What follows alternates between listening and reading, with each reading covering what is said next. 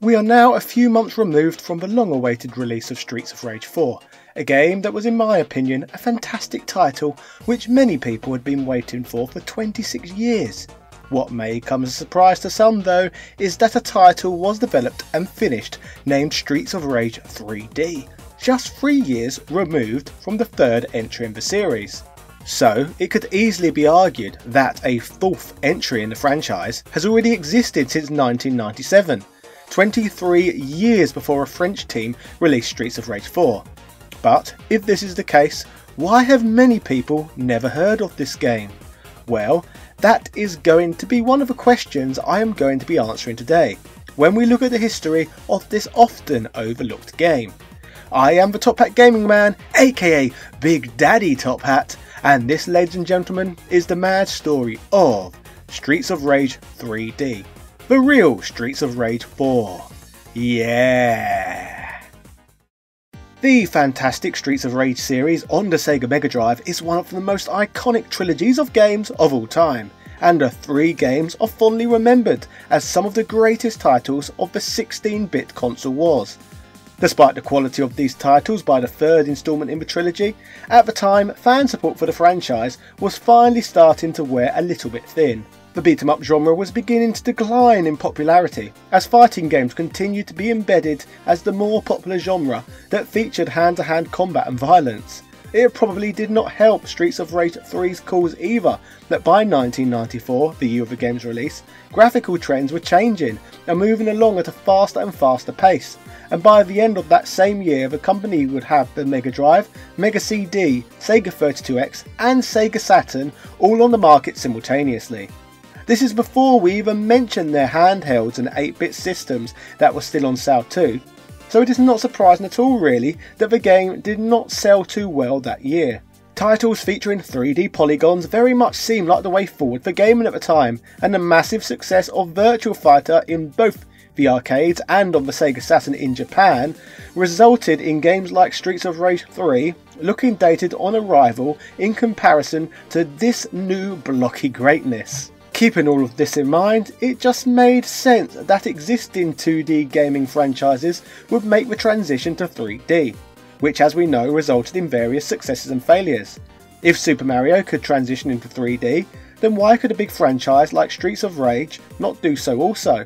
In terms of this challenge, British development house Core Design, who had been acquired by Eidos Interactive in 1996, thought that they could do exactly this using the Streets of Rage brand. Core Designs was established in 1988 by mostly former Gremlin Graphics employees who had made a name for themselves by developing a range of notable games released on microcomputers. Core Designs' biggest accolade of all though would be achieved in 1996 with the development and release of Tomb Raider, one of the most commercially successful polygon-based games of its era. The game was an action-adventure puzzle platformer that the studio had been working on since 1994. The game would of course feature one of the most iconic and memorable star characters in gaming's history, Lara Croft. As mentioned in my Virtua Fighter video a few months back, Toby Gard, the man who designed Lara Croft, was inspired by the release of Sega's fighting game, Virtua Fighter. Apart from being extremely impressed with the game's graphical presentation, more influentially he had noticed that Virtua Fighter players often lean towards playing as the game's female characters, so giving Tomb Raider a female lead very much seemed like the way forward, presenting the industry with something very stylistically fresh. As we now know, this decision would pay off massively, and the rest is simply now history. Through this time period, Virtua Fighter was not the only Sega game that was proving inspirational to Core Designs, as many employees working at the company loved a number of other Sega games, with Streets of Rage being another franchise that topped that appreciation list. This would mean that these workers would be designated to start work on a new Streets of Rage style beat-em-up, but this time like Virtua Fighter & Co, using 3D polygon models and placing the game in a 3D environment like the likes of Tomb Raider. This game in its early development would be known as Judgment Force. However, upon getting in touch with Sega, there was a period where the companies wanted to rebrand and market this in the works title as Streets of Rage 3D. Sega would obviously want this game that was in the making to take advantage of their newest and most powerful home system, the Sega Saturn. This would provide core designs of a powerful, modern piece of hardware to publish the games on, that was far more technically impressive than the likes of the Mega Drive, where the original trilogy was homed. Now from here, details begin to get a little bit hazy, as there are conflicting reports out there with regards to what exactly happened next. The game that literally spent time being developed as the fourth Streets of Rage game would eventually have its name changed, removing Streets of Rage branding from it altogether. There seems to be two different stories online with regards to why this happened. The first of these is that it was never agreed with fully by Sega to carry the Streets of Rage name, with Sega pulling the plug on association due to them citing they now had their own plans for Streets of Rage 4. So no longer wanted core designs working on the project. The game, said to be self-developed by Sega as Streets of Rage 3D, was apparently altered and changed into another beat-em-up carrying a different name, a title known as Dynamite Decker in Japan and Die Hard Arcade in the West, games featuring police officers brawling their way through stages. The comparisons are easy to see. As for the other story going around and for Core Design's game, it is also said that it was not Sega who had the Streets of Rage branding removed from the game, but actually Core Designs themselves. Back in 1997, it would not have been the smartest move to develop a game and then release it as a Sega Saturn exclusive, as the user base for the system was incredibly small for the system in comparison to that of the Sony PlayStation. The Nintendo 64 had a much stronger start to life too. It is of note that Core Designs originally had a strong enough relationship with Sega that Tomb Raider would debut first on the system before it also surfaced on Sony's hardware. It is rumoured though that past this point bad blood would begin to form between the two companies, when Core Designs expressed to Sega that they no longer wanted their 3D beat-em-up they had been working on to be a Sega Saturn exclusive due to the system's poor sales. This could potentially help explain why the game eventually officially released under the name of Fighting Force on the Sony PlayStation, Windows and the Nintendo 64. But the game wasn't even available on the Saturn. In fact, speaking of this era, it is also relevant to mention that Tomb Raider 2 would not see a Saturn release either, and instead be a Sony PlayStation exclusive. The relationship between the two companies was over, so the name Streets of Rage 3D was officially gone too. Speaking of this game, an early prototype for the Sega Saturn does actually exist, carrying the really early title Judgment Force, which is playable featuring some of the game's stages and even varying character models to what appeared in the released version of the game. In terms of the game's official release on the Sony PlayStation, let's take a depthy look at the gameplay in Fighting Force to check out if it ended up retaining many features carried over from its phase as a Streets of Rage game. So, let's discuss the gameplay included in Streets of Rage's attempt at going 3D. Just like with the original trilogy, Fighting Force featured a different name in Japan. Streets of Rage was known as Bare Knuckle, so to keep in line with the hand name, Fighting Force was branded as Metal Fist, a name reminiscent of Bare Knuckle. Like in Streets of Rage 2, Fighting Force starts out by offering players a choice of 4 playable characters. We have Hawk, who very well most likely was Axel at one point, Mace, who was probably Blaze, and Smasher, who I'm going to assume was Max.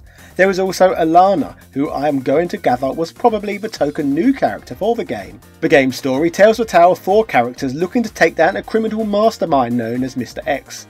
Oh sorry, no, I mean the character's new name for this game, Dr. Dex. And no, I am not making this up, that is literally what they changed his name to. As usual, this villain is located atop a large skyscraper, so the characters must brawl through a range of stages to defeat him.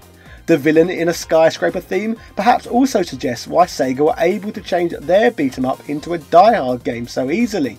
Yippee-ki-yay, mothers! Like Streets of Rage, Fighting Force starts out allowing the player to rage in the streets, firstly taking on some suited and booted goons. It is also of note that there is also a police car players can batter and use the vehicle's wheels as weapons. The enemies can also drop guns and other weapons which are also usable by the player. These weapons can be used to create some cool visuals such as blowing up enemies and other objects. In typical beat 'em up fashion, items that replenish health and other odds and sods can be found within smashable crates. Nice! Most of the opening stage takes place in a car park before entering a building to begin stage 2, instantly taking on more goons in this 3D environment. Once again, the stage is very short and players soon progress further. this time with combat taking place in a classic beat 'em up lift section, but obviously this time in a 3-dimensional arena. Stages seem to be overall short and sweet. Players then fight through a hallway with an alarm going off in the closing moments of the stage, before moving on to a boss level. Players reach Dr. Dex, who is sat in his desk, flanked by 2 dominatrix looking women either side of him. He escapes in a helicopter, then the fight against the 2 service providers begins. These high-thigh boot-wearing ladies have Wolverine-like claws as weapons, but fortunately they don't stand that much of a chance against guns and of course wrestling moves. Defeating them though just ends up spawning more and more, so their sheer numbers is the real challenge. These sort of enemy sprites may be one of the most Streets of Rage things we have seen yet. The next stage takes fighting back to the streets and includes topless men as enemies. Once again, more polygon models similar to the topless men who we got in Streets of Rage. I have to say, I do love some of the action set pieces in this game though.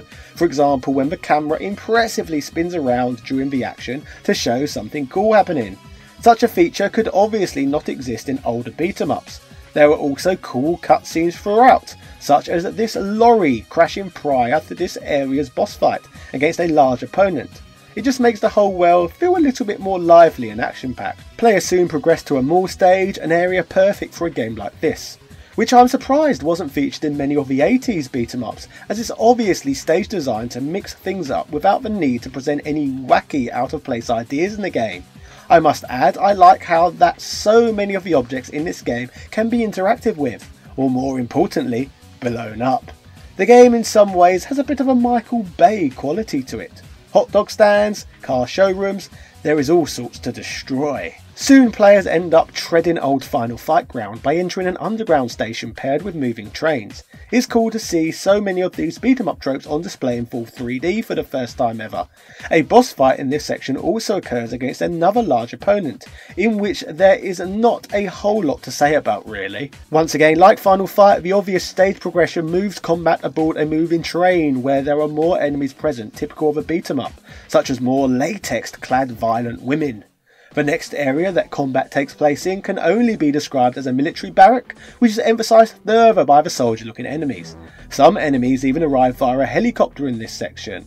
The boss of this area wields a jetpack, which is another styled enemy taken straight from Streets of Rage. Another cool little throwback. The next stage takes place on a large fighter jet high up in the sky with many futuristic looking enemies arriving via the use of flying jet bikes.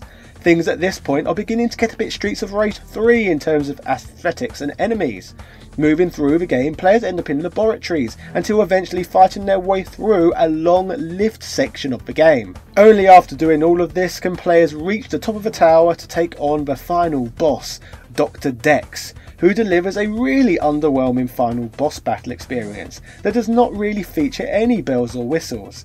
He is basically the same as every other opponent in the game, only he takes more hits. Everything we have just looked at was in the PlayStation version of the game. The title was mentioned earlier in the video also surfaced on the Nintendo 64.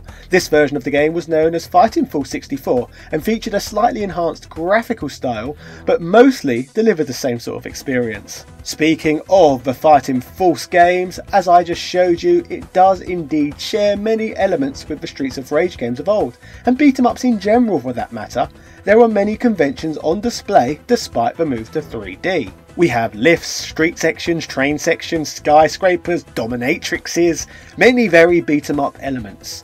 How did this style of gameplay transition into this dimension? Well, let's see what the journalists had to say. GameSpot were not fans of the game at all, stating, "Unfortunately, the game starts strong, but becomes an exercise in futility on or around the second level." They noted that the combat was decent, but the characters were interchangeable in terms of functionality. They mentioned that the use of the 3D environment causes a few problems. The most notable of these is that armed enemies have the ability to shoot you from off screen, which can be very annoying. They summarised with, "Unless you're prepared for an uninspired stab at making a 3D Final Fight or Streets of Rage, if you're an absolute beat 'em up theme, then check it out, but prepare yourself for an easy, flawed game." IGN would not like the game either, stating, Fighting Force is a 3D update of the classic 2D beat-em-up genre. However, like any game from this genre, it can get a little repetitious. They said the game features solid graphics, impeccable controls, yet almost zero innovation or variety. Fighting Force is a mixed bag.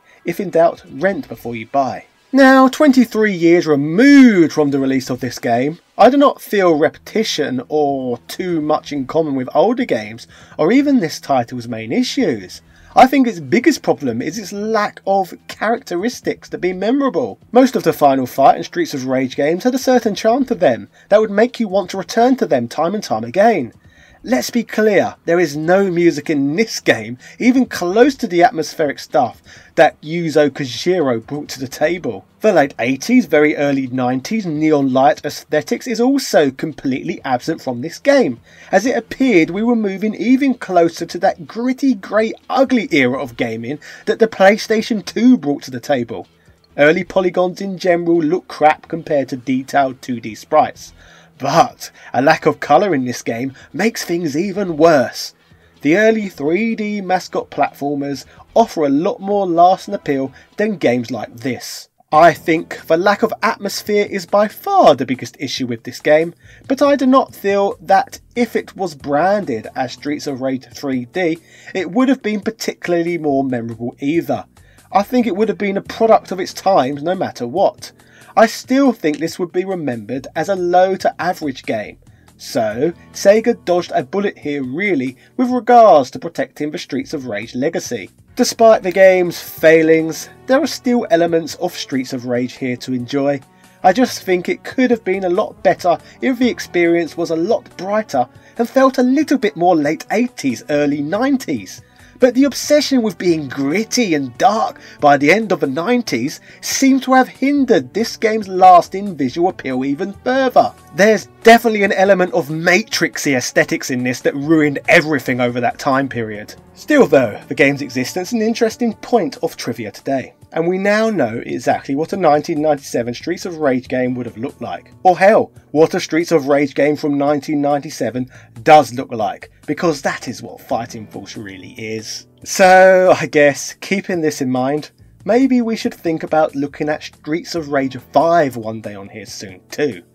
Yeah. All in all though, that was the mad story of Streets of Rage 3D, the real Streets of Rage 4. Let me know in the comments down below what you thought of today's video, and if you are new here, make sure you subscribe. This video was only possible due to the fine people who back this channel over on Patreon, so huge thank you to everyone who helps out in that regard. Feel free to message me anytime about this show.